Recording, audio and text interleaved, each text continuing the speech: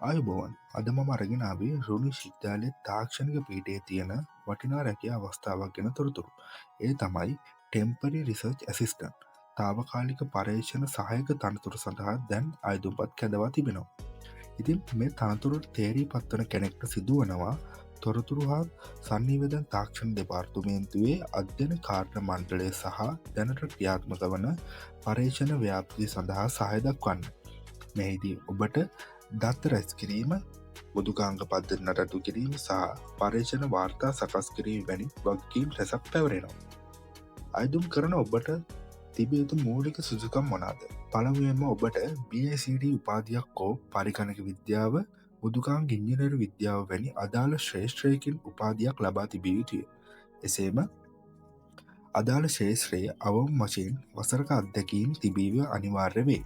එසේම ඔබට පයිතන් ජාවා වැනි භාෂා ගැන දැනුම තියෙනවා නම්, පර්යේෂණ සම්බන්ධ පෙර අත්දැකීම් තියෙනවා නම් සහ AI ඩේටා සයන්ස් වැනි නැගී එන ශ්‍රේෂ්ඨ ගැන දැනුම තියෙනවා නම් ඔබට වැඩි අවස්ථාවක් මෙහිදී ලැබෙනවා.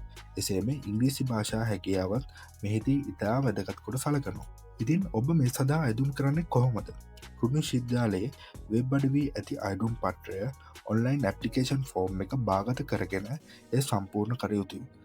පසුව ඔබේ CV එක, උපැන් සහතිකය සහ අනෙකු සහතිකොල පිටපස් සමඟ jobs.ict@fot.ruh.ac.lk යන ඊමේල් ලිපිනයට එවිය යුතුය.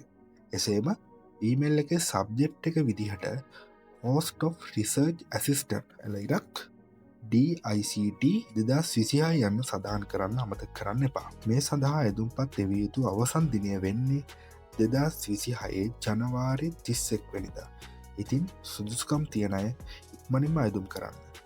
මේ වගේ තවත් රැකියා විස්තර දැනගන්න අපේ channel එක subscribe කරලා තියාගන්න.